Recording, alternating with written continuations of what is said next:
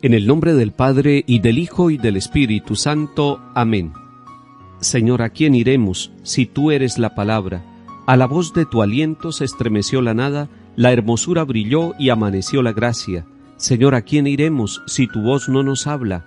Nos hablas en las voces de tu voz semejanza, en los goces pequeños y en las angustias largas. Señor, ¿a quién iremos si tú eres la palabra? En los silencios íntimos donde se siente el alma, tu clara voz creadora despierta la nostalgia.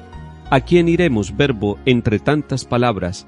Al golpe de la vida perdemos la esperanza, hemos roto el camino y el roce de tu planta. ¿A dónde iremos, dinos, Señor, si no nos hablas? Verbo del Padre, verbo de todas las mañanas, de las tardes serenas, de las noches cansadas. ¿A dónde iremos, Verbo, si tú eres la palabra? Amén.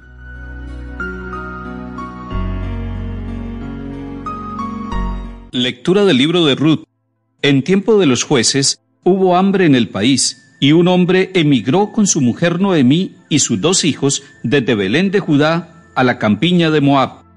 Elimelec, el marido de Noemí, murió, y quedaron con ella sus 2 hijos, que se casaron con 2 mujeres moabitas. Una se llamaba Orfá y la otra Ruth, pero al cabo de 10 años de residir allí, murieron también los 2 hijos, y la mujer se quedó sin marido y sin hijos. Al enterarse de que el Señor había atendido a su pueblo dándole pan, Noemí, con sus 2 nueras, emprendió el camino de vuelta desde la campiña de Moab. Orfá se despidió de su suegra y volvió a su pueblo, mientras que Ruth se quedó con Noemí. Noemí le dijo: «Mira, tu cuñada se ha vuelto a su pueblo y a su Dios, vuélvete tú con ella». Pero Ruth contestó: «No insistas en que te deje y me vuelva. Donde tú vayas, iré yo. Donde tú vivas, viviré yo. Tu pueblo es mío, tu Dios es mi Dios». Así fue como Noemí, con su nuera Ruth, la moabita, volvió de la campiña de Moab. Empezaba la siega de la cebada cuando llegaron a Belén.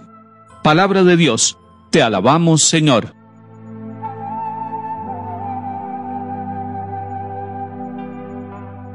El libro de Ruth es un hermoso libro del Antiguo Testamento, es palabra de Dios y tiene solamente 4 capítulos. Usted lo puede buscar en su Biblia y se lo recomiendo que lo lea, porque allí va a encontrar motivaciones para vivir en medio de la adversidad, en medio de las luchas, en medio de las pruebas que pueda presentar la vida. Porque eso es lo que nos está presentando el capítulo 1, una dificultad, el hambre. Y esta familia conformada por Elimelec y su esposa Noemí, tiene que salir con sus 2 hijos, emigrar para otra parte, buscar otro país. En este caso se van para la campiña de Moab. Ellos habitaban en Belén, y para ir a la campiña de Moab tienen que pasar el Mar Muerto, tienen que pasar el Jordán, ir al otro lado, ir a otro territorio.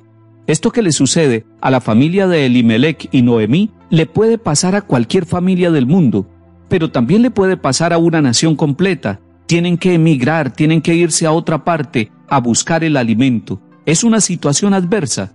Es que el solo hecho de tener que abandonar su propia tierra, su cultura, su país y todo lo que tienen es doloroso.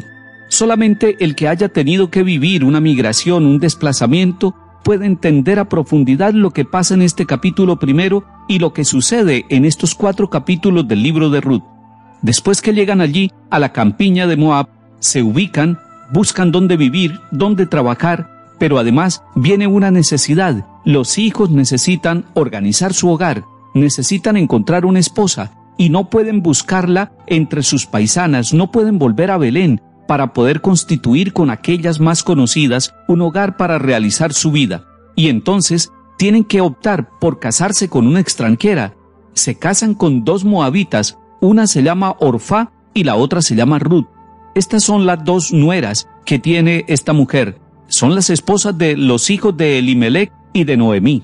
Pero las dificultades continúan, y entonces primero muere Elimelec, queda viuda Noemí, y como si fuera poco, después mueren los 2 hijos de ella, queda sin los hijos, queda sin el esposo, queda solamente con sus 2 nueras extranjeras.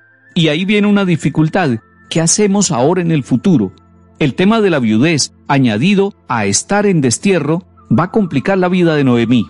Pero ella se entera de que en su tierra, en Belén, Dios los ha bendecido, que Dios los ha atendido y les ha dado pan, que pasó la crisis del hambre, que pasó la crisis de escasez de alimentos, y ella quiere volver a su tierra como es normal. Y entonces se va con sus dos nueras, pero una de ellas, Orfá, nos lo dice hoy el capítulo 1 del libro de Ruth, le dice a su suegra que ella retorna a su propia tierra, que no quiere irse a una tierra extranjera, y esto es normal. Son en realidad 3 viudas, 3 mujeres que tendrían que aventurarse en una situación difícil donde la mujer viuda es un signo de abandono, de soledad, de tristeza. Orfá se va para su propia tierra, para su propia familia, mientras que Ruth está con su suegra, y Noemí le dice directamente, regresa también a tu tierra, pero ella le dice algo hermoso, algo que manifiesta la comunión y la unidad de esta mujer con su suegra. Esto tendrían que leerlo todas las nueras del mundo y todos los yernos para querer a sus suegras como es debido. Le dice Ruth, donde tú vayas iré yo, donde tú vivas viviré yo, tu pueblo es el mío y tu Dios es mi Dios. Le está diciendo, yo quiero compartir la vida, las adversidades y luchas contigo. Mañana seguiremos leyendo el libro de Ruth y se lo recomiendo para que lean estos 4 capítulos y crezcan en el amor familiar y en la confianza en Dios que nos acompaña en todos los avatares, en todas las luchas de nuestra vida.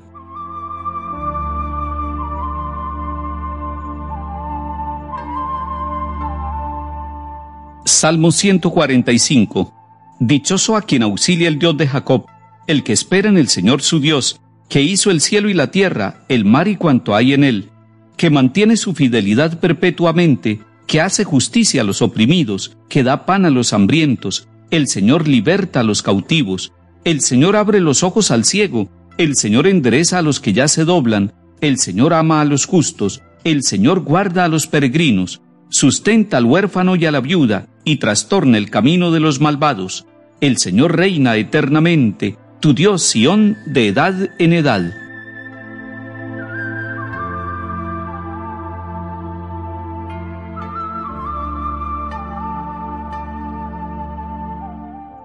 Lectura del Santo Evangelio según San Mateo capítulo 22.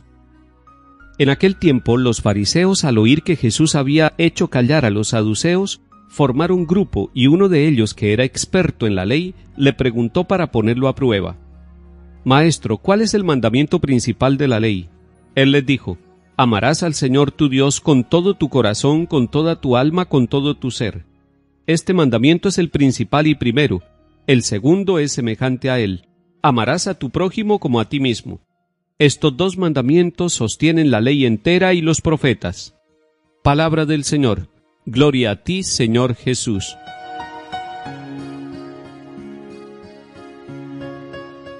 Cuando ustedes escuchen la palabra fariseos, no vayan a pensar en que son hipócritas, no.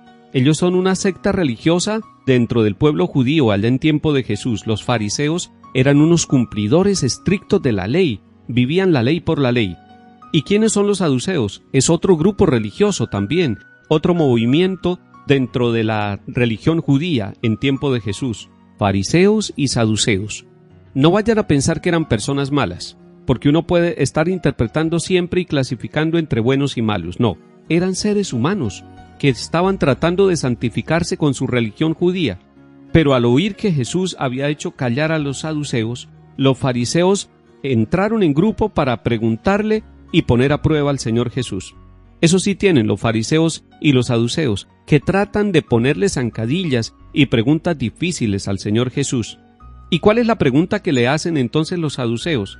Le preguntan ¿cuál es el mandamiento principal de la ley?